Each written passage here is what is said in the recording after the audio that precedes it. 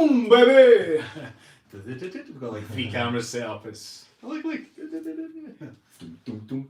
Yeah, so we've got YouTube, we've got Facebook, and we've got Instagram on the go today because this is quite an important topic. Hope that I don't have to put my hat back on again.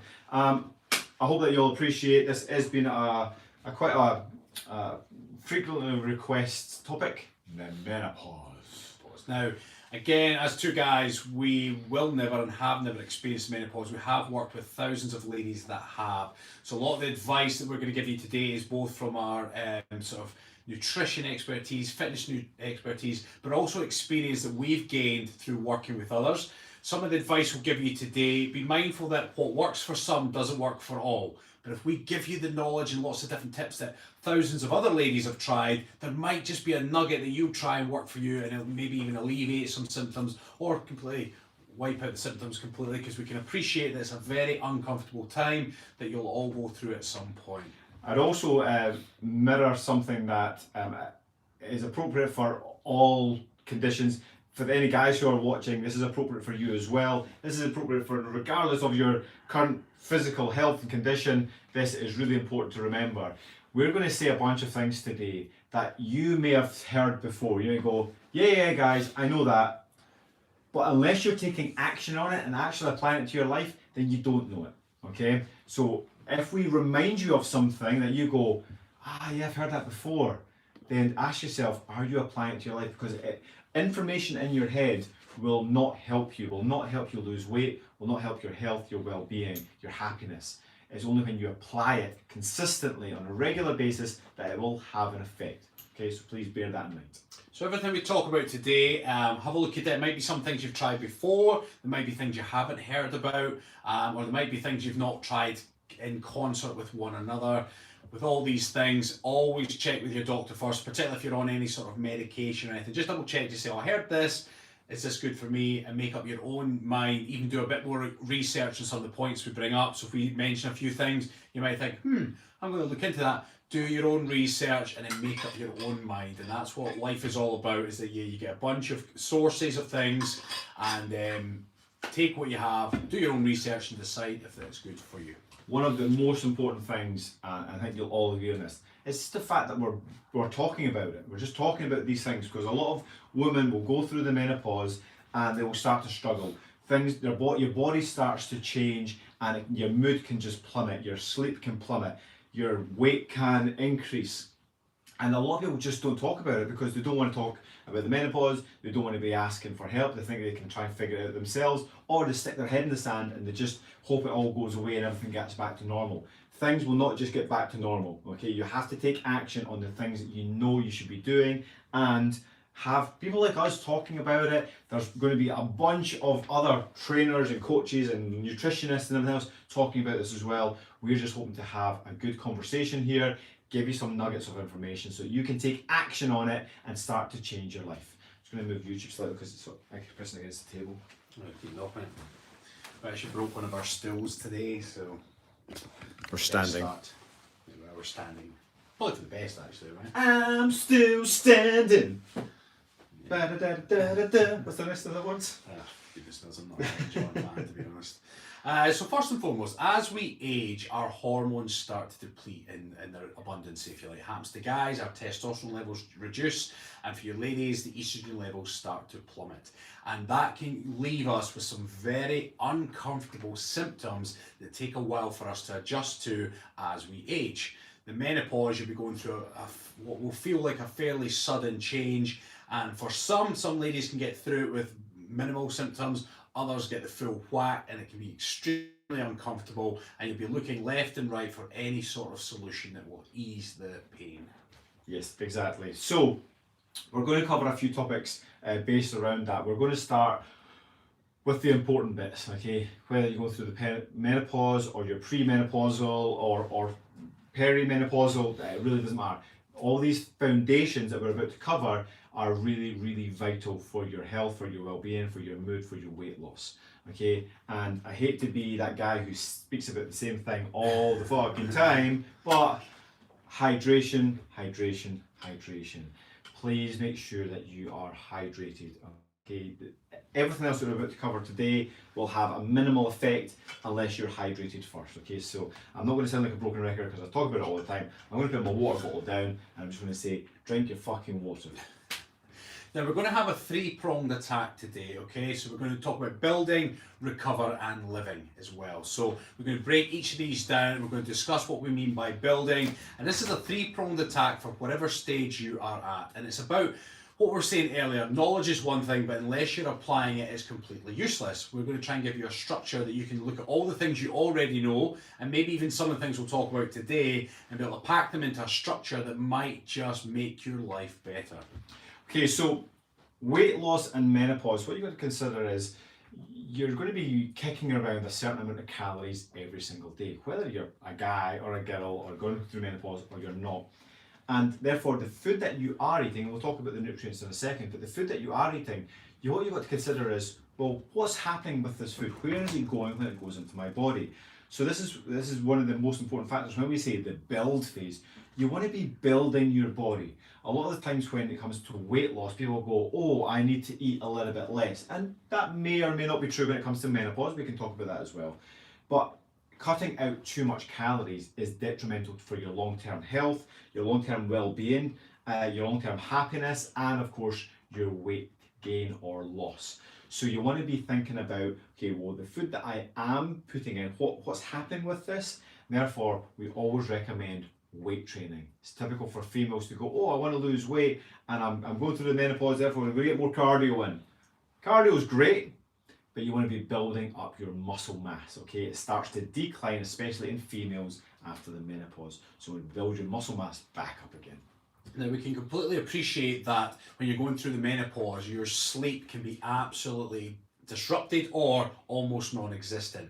When you're tired and uncomfortable, it affects your mood for days on end, and you don't feel like you're firing on all cylinders. You don't feel like doing the things you normally did when you were getting a good night's sleep, full of beans and everything was in balance. The knock-on effect of sleep can have such detrimental effects to everything you do, including increasing stress levels, which we're going to come to in a bit.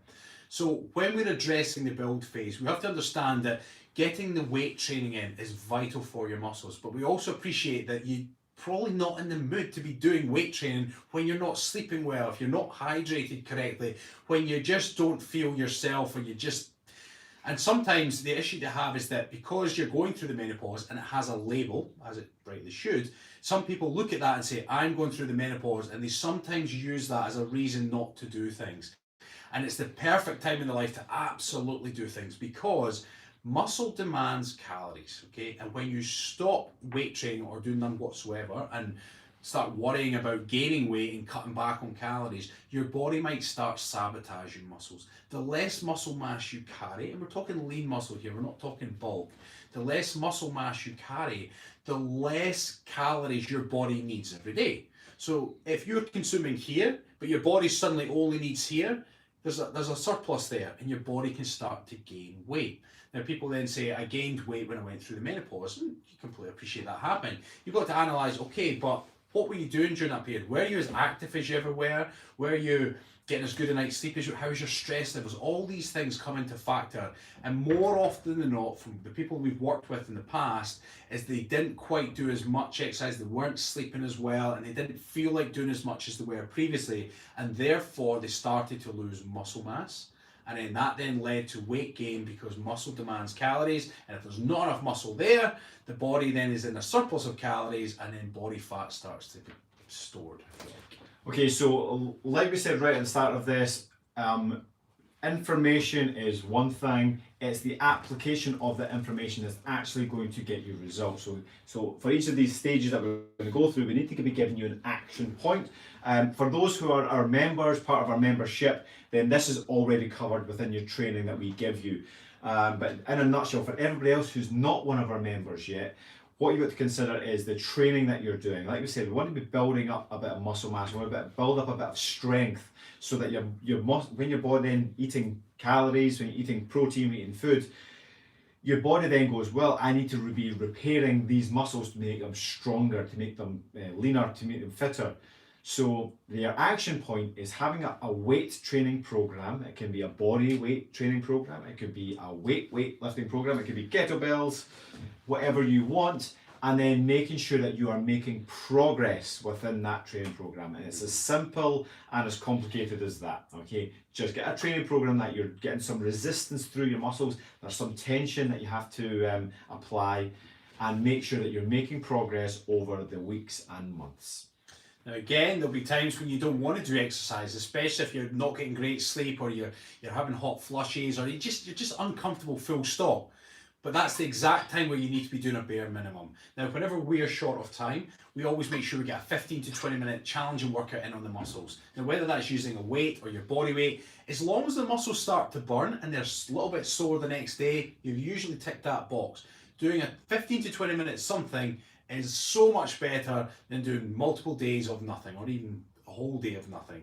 Get your muscle training in first and foremost. You want to maintain the lean muscle mass you have, and or build lean muscle that's been missing. And of course, this is a quite an easy little topic to sort of round up that build stage, and that is the nutrients that you've got coming in. Making sure that you've got enough protein. Okay, but again, I'm going to be the guy who shouts about the same thing all the time. Protein, protein, protein, hydration, protein, protein, hydration, protein. I don't think you mentioned hydration, buddy. Sorry. Hydration. Without protein, your muscles cannot build lean mass. They just can't do it. Okay, protein is the building blocks. It's like trying to build a house with no bricks. You just can't do it, okay? You can have all the cement in the world. You can have a workforce of 1 million guys, but you still can't build a house because you've got no bricks, okay? It's the same here with protein. If you want to be lean, okay, when you look at your lean body, you think, okay, well, I don't want the excess fat. That's great. What do you want? Well, I want good strong bones. Great, we can talk about that. And I want to have this lean muscle mass. This mass that's going to demand more energy. That's what we're talking about. We're talking about losing weight. So you need a demanding of energy from the structures that you do have. So that's lean muscle mass, good bone density, and a healthy metabolism. Protein, protein, protein, motherfucking protein. Get it in. Every single meal is ideal. That every single meal is ideal. That rhymes, so must be true. So that's what we like to call the build phase. Now, when you've challenged those muscles and you've got the, I'm saying protein, pointing at the water. You've challenged those muscles, you've got the protein in, you've been drinking your water. The next phase we're going to focus on is recovery. And it's very, very important you allow those muscles to recover. And one of the best ways to get those muscles to recover is sleep. They're all sleeping because I kept talking about hydration. So if you're sleeping, good for you. You're recovering. Now, sleep, that's what everyone says. Guys, when we're going through menopause, sleep is disrupted. Their mind's going 100 miles an hour. They just can't sleep. Hot flashes, hot flushes. Just sleep disrupted, waking up at stupid o'clock in the morning, etc., etc. Now, what we're going to do is we're going to give you some tips that are going to maximize your opportunities of sleep, and also things to do when you can't sleep that allow your body to rest. Okay, so when it first comes to sleep, you understand the hot flushes can be an absolute killer. What we tend to find when a lot of women that we've worked with in the past, they're going through the menopause, or they've already experienced the menopause, and it's almost like a blanket kind of, nope, I just can't sleep, I've gone through the menopause, or I'm going through the menopause, sleep is just impossible.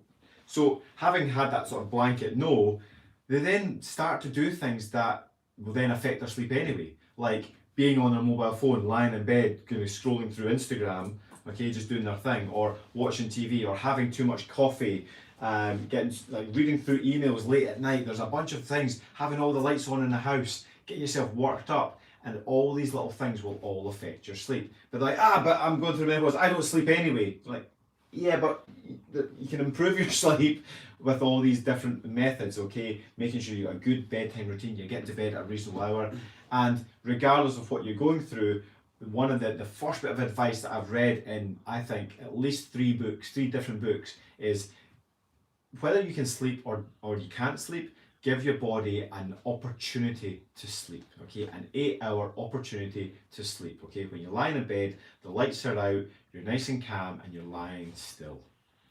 So, if you're then trying to sleep and can't sleep, then you've got to ask yourself, have I been doing my exercise? Because guess what? Working the muscles and tiring your body out does help you go to sleep. If you've done your weights for the day and really challenged those muscles and given it all the building blocks, then you're going to maximize your ability to sleep, because your body will say, I am tired, I need to rest and recover. But we do understand that for some people that still doesn't tick that box. So some of the things you can do is making sure you've switched off all devices for half an hour before going to bed. That's step one. You don't want any sort of background noise, anything that's going to disturb your sleep. Step two, you want to be thinking about relaxing your mind before bed. Now, there's some relaxation techniques you can go through, which you can lie on bed, closing eyes, and breathing techniques and whatnot. There's lots of them online you can find as relaxation techniques to switch off your mind. A really easy one is reading a book.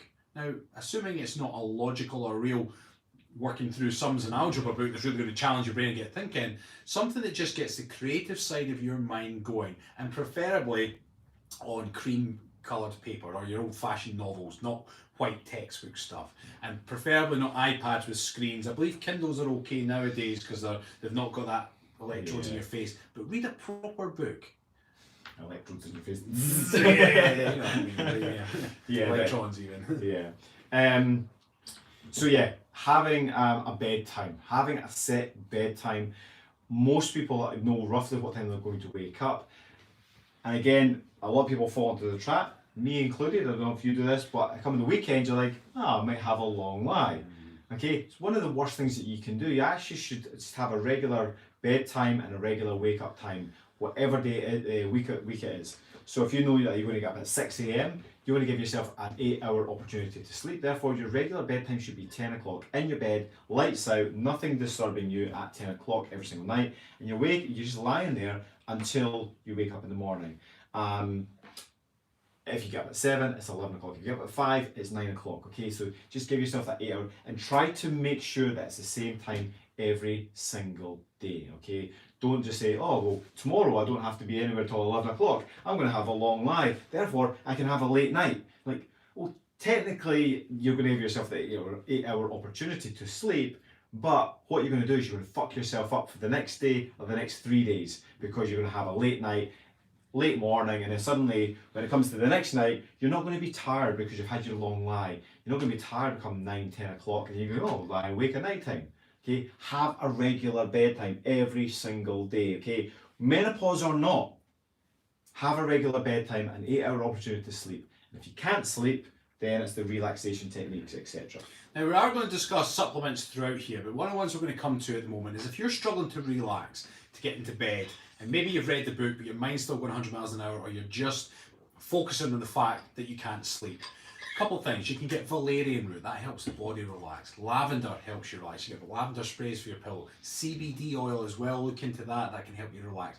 That can just sometimes take the edge off enough for you to fall into sleep. But if you still cannot sleep, lying down, shutting your eyes and keeping your body absolutely still and focusing on your breathing, what you're doing then is just accept, okay, I'm not going to sleep right now, but I'm going to keep my body absolutely still and fall into almost like a comatose state of rest. Just imagine my body has to repair those muscles and get the energy systems ready for the next day. If my mind doesn't go to sleep, that's on it. But in the meantime, I'm going to give it every opportunity to do so. So lie completely still, shut the eyes, focus on the breathing. You can do various breathing techniques. You're breathing in and breathing out slowly and just relaxing. Try not to think of anything. But if you are going to think of something, keep the mind calm. Don't move around too much. Don't keep giving it fresh stimulus. And don't give up either. Because sometimes people say, sod it. And like Stephen said, phones, TVs, radios, whatever it is.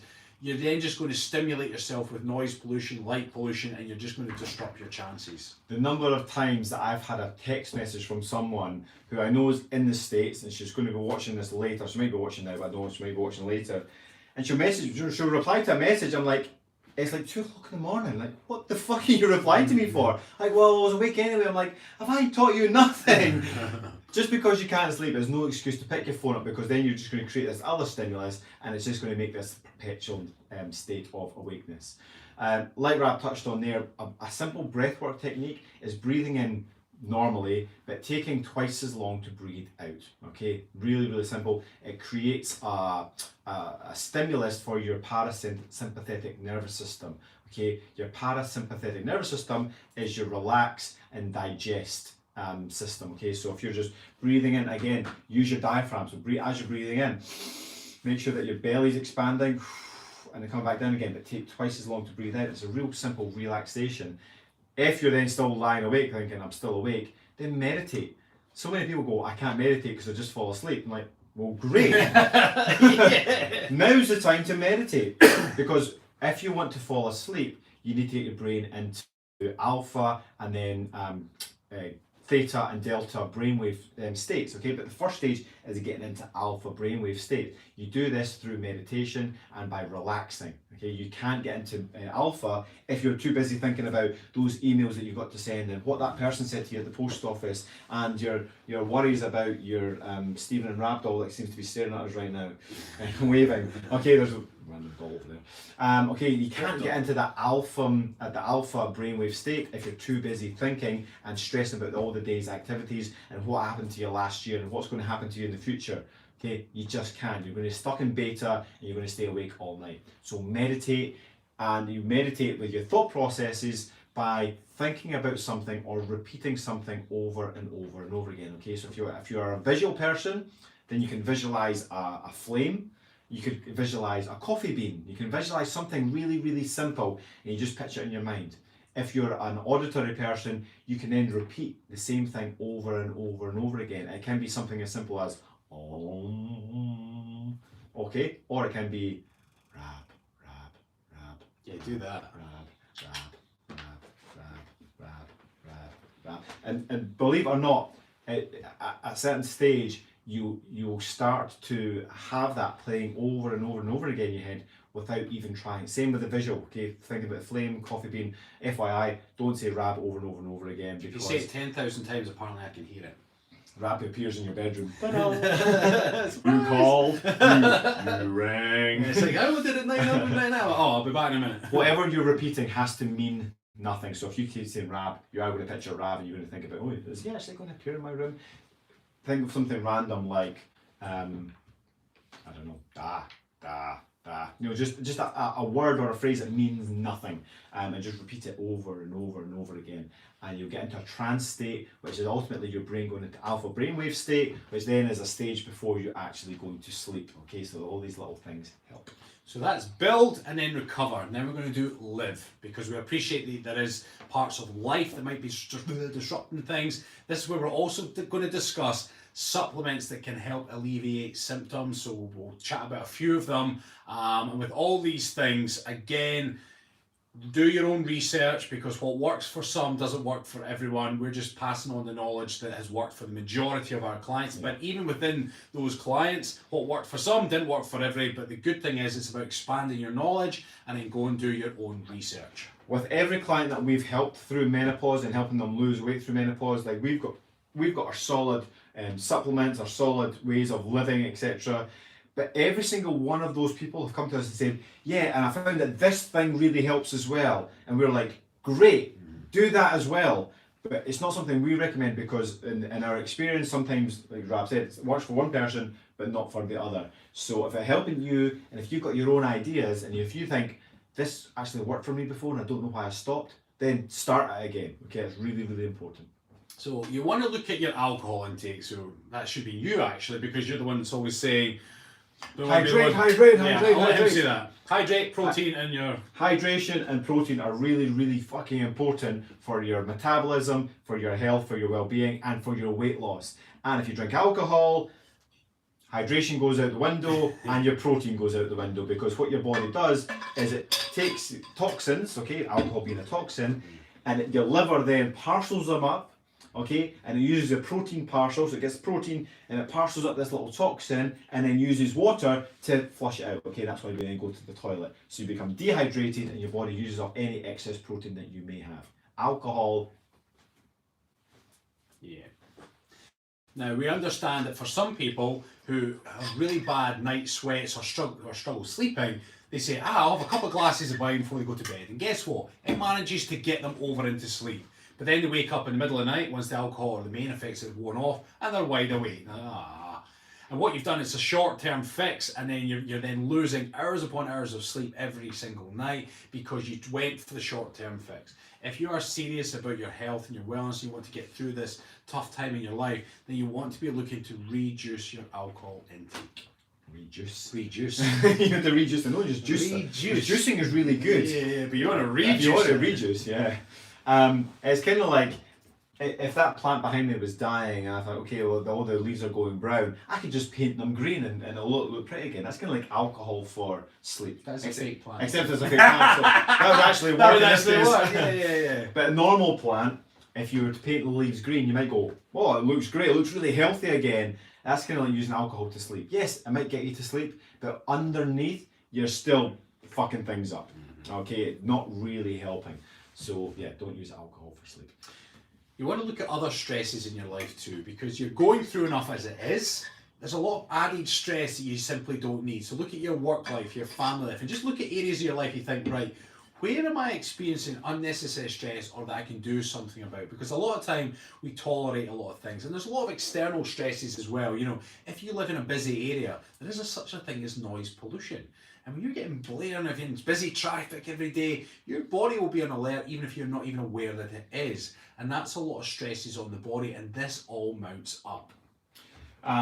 Noise pollution, head pollution. Remember that phrase, you are what you eat. It's not entirely true. You are, in terms of physical things, you are what you eat, digest and absorb. But I like to think of the bigger picture. You are what you consume. Okay, so yes, that's food. But it's also the noise, it's the environment, it's the people that you're surrounded with, it's your work environment. Everything that you experience is part of your diet, okay, your overall diet, okay? So, and all these little things stress you. If all you're taking in was alcohol, I could point there because that's normally where our whiskey is. If all you're taking is alcohol and fast food, then you're going to feel like a bag of shit and you're probably going to look like a big bag of shit. If you are surrounded by assholes, then chances are you're going to feel depressed, you're going to feel low mood. So surround yourself with positive people. If you're driving your car or if you're at home and you always have to have the TV on, like a lot of people come in and go, oh, TV on, or they're driving the car and they go, music straight away. If you're by yourself, take some time, or even if you're in company, take some time, put some music on at home rather than the TV, or if you're in your car, sit in silence, just experience the road, experience your thoughts and your feelings, and go a bit of a contemplation, think about what's happened to you throughout the day, think about what you're about to do, and have that time to sit and think. That's our natural state, is to be able to think about the things that have you experienced and the things that you're about to experience, the things that you're about to do. Okay, more often than not, people get into bed at night time and suddenly it's the only time they've actually had silence in the whole day. No wonder you're too busy thinking about everything else. Your mind is stressed, your body is stressed because it's been bombarded all day and it's never had time to think and reflect. Okay, so managing your stress levels is something that you do throughout the whole day, not just in the evening or go, right, I need some stress management, oh, I need a massage, or I need to have some therapy, or whatever it is. That's a practice that you get into and you do on a regular basis. So you want to be optimising your stress, and that's something that we do teach within our membership. Now, a nice straightforward way to do this is like a conflict table. And what you do is you just draw conflict in the middle and you just do bubbles from it. And you just put all the things that are causing you conflict or stress. So work, workmates, work schedule, whatever it is. Your car's causing you conflict because it's breaking down or you're worried it's going to break down. Holidays coming up, you're worried about family or people being left out or having to see family you don't like, whatever. Write it all down, and when you look at it, you say, oh, that's all my conflict right now. That's going to be the things that you'll worry about at stupid o'clock in the morning, or you'll think about too much and work yourself up at stupid o'clock in the morning. Once you then got your conflict chart, it's then action or acceptance on each one. Harsh as it may sound, but it is. Look at them. Work schedule. Is there anything you can do about that? Not really? Okay. Accept that it's like that for the time being, and maybe sometime in the future, if it's still going and causing you problems, you might want to look for other work or addressing with your boss, or if you're a business owner, looking at how you can ease things off. But in the short term, action or acceptance. If there's action to be taken, just add a wee bubble. What action is that? So you can start contemplating that. Or if there's no action, accept that it is and move on. And what you've then done is you've taken all your problems, you've got them down, it's allowed you to reflect on them, and see, it's able to ease the load, because it's when you have acceptance of something is the way it is for the time being, you worry about it that little bit less, because it's like saying, oh, well, man, that sucks, or the internet signal sucks, but there's not a lot I can do about it right now, so in other words, I'm just going to have to accept it until the new year when I can change provider. And that's a very small example, but it's the same. So with all your conflicts, that will go a long way to reducing your stress. Now, before we talk about the overall environment, I want to emphasise the importance of all of this for menopause and weight loss, because that's why you're all here. when it comes to your build phase, building up metabolism, when it comes to the recovery, your sleep, making sure that you're recovering properly, and then you're looking at the way you live, alcohol, stress, what we're actually looking at is all hormones. Okay, everything, your body is controlled through hormones, and when you go through menopause, it's the hormone imbalance that fucks you up. Okay, because you're not used to these different things. So when you've got something that you've got no control over, like Rab said, like this whole conflict bubble, you say, well, my menopause has put all my hormones out of whack. Okay, estrogen levels just plummet. Therefore, you say, well, what do you do? Well, you look at the things that you do have control over, because you've got no control over the menopause. Okay, it's going to happen to every single female at some point in their life. Okay, you've got no control over that. Therefore, you look at the things that you do have control over. You do have control of the weights that you lift. Okay, the protein that you eat, the hydration that you drink. Right, we keep talking about it. You do have control over your stress, your sleep schedule. Okay, get to fucking bed on time. You've got control over all these things, and all of these things will then have an impact on your hormones. Okay, so this is really, really important. When it comes to the stress levels, if your estrogen levels already plummeted, then if you're then stressed and your cortisol levels go through the roof, and suddenly you've got like this that you really want is down, and this that you want down, that's actually up. You're like, actually, if that comes down as well, then you're going to be more balanced, more relaxed, and you're going to be more energetic. You're going to be more focused and clear and motivated. All of these things will affect your overall lifestyle. So now we're going to come around to the supplements. Now again, everything we talk about here, go and do your own research, make a solid decision whether it's good for you. So first and foremost, we're going to talk about estrogen, and then talk about a way that you can supplement, or even through your foods, to build estrogen back up. So when you're going through menopause, estrogen levels have started to plummet, and it has some uncomfortable side effects. That's putting it mildly. There's something known as phytoestrogens, and that's where you can get things flaxseed, soybeans, edamame beans, basically soya products, full stop. What that does is it's a way of naturally boosting your estrogen levels. Now it's not going to bring them back up to where you were, but if it raises them ever so slightly, it means rather than the plummet, which comes with a lot of side effects, imagine it's just a gradual decrease instead. And that's why some people don't experience, it's one reason why some people don't experience such a harsh side effects as others, because sometimes they're eating enough of things like flaxseed, soybeans, edamame beans, all these sort of things. Research phytoestrogens, and by increasing those in your diet, you can then increase your natural sort of sources of estrogen, so that plummet isn't quite so drastic. Okay, so again, just going back to that point of a lot of times when a female goes through the menopause, they just go, that's it, there's nothing I can do, I can't reverse menopause, therefore it's all going to shit. Whereas actually what we're saying is, you know, if you take two women, if everything else was the same, woman one goes down and suddenly your estrogen levels are down here because you're going through menopause, but female number two has then taken action into her own hands, or matters into her own hand. You're going, well, actually, what can I do to increase my natural estrogen or my ingested estrogen? Therefore, okay, great. Oh, I can look at these phytoestrogens, and I can take it in through plant matter, soybeans, edamame beans, etc. So suddenly, there's actually quite a big difference, because female number one has gone, fuck it, I can't do anything anyway, and actually more often than not takes actions that are then more damaging towards their estrogen levels. Perfect example of this was after my first daughter was born. My wife's levels plummeted, and she was actually told she was premenopausal, and she was quite gutted about that. She was told she wouldn't have any more children, and I didn't want to accept. They wanted to put her on hormone replacement therapy and all this kind of stuff, and she didn't like the side effects or the thought of that. And I said, well, while you're making up your decision, why don't you increase your flaxseed, your soya, and your edamame, and we did all the kind of natural sort of boosts of that. And lo and behold, my second daughter was born a few years later, and her levels had come back up. And even when my wife had said to her doctor, thought I was premenopausal, the doctor's scratching their head. And it was like, because they look at figures, look at data, and they go, this is you. They don't look at the individual, and they don't look at things like nutrition. Like what you can do yourself, because unless there's a pill that can sort it, then okay, you're just destined for this thing. So that managed, because they did blood tests with my wife, and her levels had absolutely plummeted. And this went on, they plummeted for the best part of a year, and they weren't recovering. This basic nutrition that we're talking to you now, brought her levels back up, got everything back into normal cycles again, and then we were able to have our second lovely daughter, which we're always blessed for. Had we not done that, had we not sought that nutrition advice, then we might only have one daughter to this day on the knowledge that my wife was premenopausal, then menopausal, maybe went on hormonal replacement therapy, who knows. And I'm not necessarily poo-pooing HRT, I'm not saying that, but it's about do your research and try these things. If you want to bring up your estrogen levels naturally, try the flaxseed, the soya, the edamame, and other sources as well. See if you can bring them up naturally and ask yourself, do I feel better? Are some of these side effects mitigated by this approach? Yes.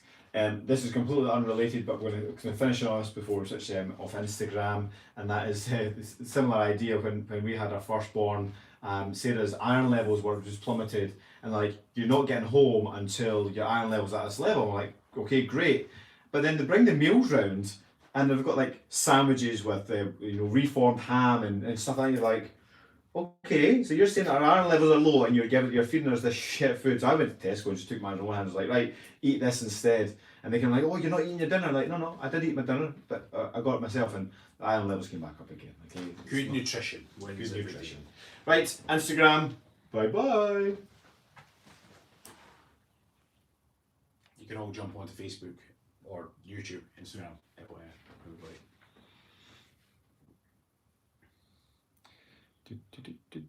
And now, when we're on the discussion of supplements, there is another supplement that can help with hot flushes or hot flashes, that sometimes lead to hot flushes, and that's black cohosh, which works for some people. So again, do your research on that. Can help with night sweats. Quite imagine that night sweats must be one of the most uncomfortable thing. I've heard horror stories of sheets having to be changed mid-night just because it's so bad. I'm just so glad that I won't have to necessarily go through it. But not to say that my wife wouldn't go through it and therefore I would be going through it at the same time, so to speak, but that cannot be comfortable. So you want to be looking at all the different ways that you can perhaps mitigate that. And from a lot of people I've worked with, black cohosh was an absolute winner there. Rab's going to be having hot flashes thinking about everybody going, Rab. I'll be napping, I'll be teleporting into everybody's room, like, goodness sake. Right, we're going to go to the comments. Yeah. Susan said, hiya boys, and Linda says, hello Stephen Rab from Northern Ireland, hope your day is going great. Right, I'm not going to be able to go to all the comments on Facebook because there's just way too many, but we've got, I can't go there anyway. Is it not letting you go up? Nah, it's not letting me go up. Hang on, see if I do this. Dale saying it's true, maybe it's selling 2022 calendar, and that's on the back of Linda saying got my signed calendar. So yes, we've got calendars and books if you are interested on wanting them as Christmas presents as well. We can put the link into here if need be. I'll put it into certainly into YouTube. I'm right at the bottom already, but I'm just going to say, Patty, yes, absolutely, you can see the beginning of this. As soon as we've finished, you'll be able to watch it from the start. Now, Susan said, this goes back to what we started when we were talking about the build phase. Susan went on to say, getting hydrated was a life changer. And she also said the resistance training has also made a huge difference to me. So that's someone that is gone through it. And hydration and the weight training has made a huge difference. Again, that's the kind of thing, give it a go. If you've not been doing that, give it a go and ask yourself, is this improving the benefits or mitigating the damage, if you like? And try it for a couple of weeks. Don't just try it for one day and just say, yeah, that's not for me. It's always going to go a long way to improving your health. Let's see if I can get on the Facebook app instead, so I can get all the comments. Seasons of Philly, I'm not a morning person. Is it okay to use weights in the evening and night? Absolutely. We get asked this question a lot, is what's the best time to work out? And what we say is whatever time works best for you. When are you at your best given your particular schedule? Steve and I, we quite enjoy training first thing in the morning because life gets in the way later in the day. Sometimes if you're planning to train later in the day and you're working away and you've family commitments and then before it happens, other things get in the way and the workout doesn't happen. That's the main reason I train in the morning. If I had nothing to do whatsoever, I would probably train mid to late morning because I'd like to get up and have a nice relaxing morning and then do my workout. But life gets in the way, so I don't run the risk. For yourself, if you're not a morning person and you prefer to do in the evening and night, great, as long as you do it. Carlotta saying, why is there menopause? Doesn't the natural selection process maximise our reproductive efficiency, suggest that we should reproduce until death? Carlotta, that's actually a really good question. I could only speculate. I don't know the official answer to that. Really, you're looking into evolution. I would suggest that because men can continue to reproduce, it doesn't matter if a man survives because your children would then go on anyway. It really matters that the mum survives. So mum is absolutely vital for the upbringing of their young, and because we are responsible for our young, at least, you know, if you go back to natural times, but we're not in natural times anymore. If you go back thousands of years, then as long as they get to, like, I don't know, 13 to 16, something like that, then a child would maybe survive. But before that, if they don't have a mum, they're not going to survive. So it's maybe something to do with that. But again, I'm speculating, I'm just guessing. I don't know. Yeah. Linda's saying, can I ask your opinion? Is laying on the ground with your legs up against the wall relaxing, or is it like chewing water? Useless. Linda, lying on the ground with your legs on the wall is a good thing for circulation. So if you've been on your feet all day and you're standing around and you just start to get a bit lightheaded and low energy, that's good when you lie down on your back, feet up against the wall and squeezing your toes. That's an exercise we do for circulation. It gets the venous return. Yeah, it's good for circulation for the upper half, but if you've got circulation problems with your feet, then no. But if you're asking, is it relaxing? Well, it depends on the person. Right. I quite like lying down on a hard floor. Other people would lie down on a hard floor and say, well, that's not comfy, that's not relaxing. It's individual to you. But there is a thing, putting your feet up against the wall is usually good for circulation. If you also find that relaxing, then why not? So Caroline Newcomb saying, spot on guys, brilliant advice, wish I'd heard that 10 years ago, agree with 100%, managed it the hard way with a trial and error, even more error. Okay, well Caroline, At least you're trying, that's the point. Trial and error, it's that whole thing, you know, who was it said something about the light bulbs, like 1,000 ways to do a light bulb or whatever it was. It's like, yeah, but Edison, yeah. What does he say about he didn't fail 100. He tried like 1,000 times. He didn't fail 1,000 times. He learned 1,000 times of how not to do it. Or 999 not to do it. Yeah. Susan is celebrating her 24 months on the badge on YouTube. So hey, happy for days. Susan. And she says, "Thank you, Stephen Rob, for helping change my life." Very nice nice. One. Just an FYI, anyone who's commented on Facebook, we cannot get all the comments that you left while we were doing the lesson, but we can go from now on. So I'll just go into some of them. Patty, I've answered already. Soy products, black cohosh, and did you say flaxseed? So Heather, yes, absolutely. Soy products, black cohosh, and flaxseed will all help you build up that natural estrogen. If you search phytoestrogens, you'll get a whole list of other plant-based foods that will also boost your estrogen. And cherry pick, pick the ones that you enjoy as well. You know, the whole process needs to be enjoyable, and just have a look through the things and think of ways like flaxseed. You could add that into a smoothie or across a salad. Pick the things that would most likely fit into the foods you're eating. Laura, thanks for the subject, so helpful right now. You're welcome, Laura. Happy days. Patty, thank you. Only just been able to join, but what I've heard so far is very useful. Thank you for tackling the subject, says Rhiannon Sturdy. Happy days. It's a very sturdy name.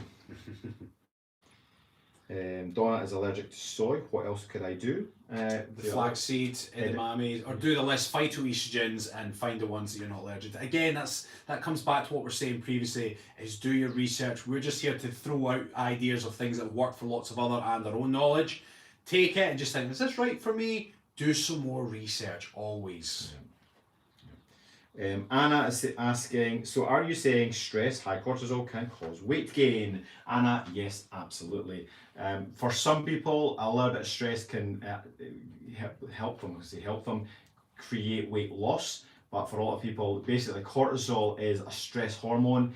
It should come in big spikes. So it's a very natural hormone. When you get stressed, like if Rab decided you want to fight me right now, my cortisol levels and adrenaline would go through the roof. It's very, very natural, okay? But the minute I'm either out the door or I win the fight, then he's fucking dreaming. Then my cortisol levels should then start to come back to normal. That's the normal process. Okay, but unfortunately we live in this world where we've got finances and emails and work issues and relationship problems and everything, and cortisol levels just come up and they stay up, and that's what then creates havoc within your system. Christine saying, can't wait for my book to come. You are very welcome, Christine. Happy days. Ladies, if the doctor shrugs his or her shoulders when you bring up the topic of menopause, find another doctor, says Carlotta. Oof, solid advice. There you are. Obeid is saying, I've learnt a lot from you both. Rob is too good and funny, bless you. Except this rap, I'm just saying. Jamie, menopause and stress added 20 pounds to the weight I already needed to lose. I appreciate the good information and encouragement. trying to move every day, but the weight does not budge. You give me some new things to work with. Thank you for the video, says Jamie.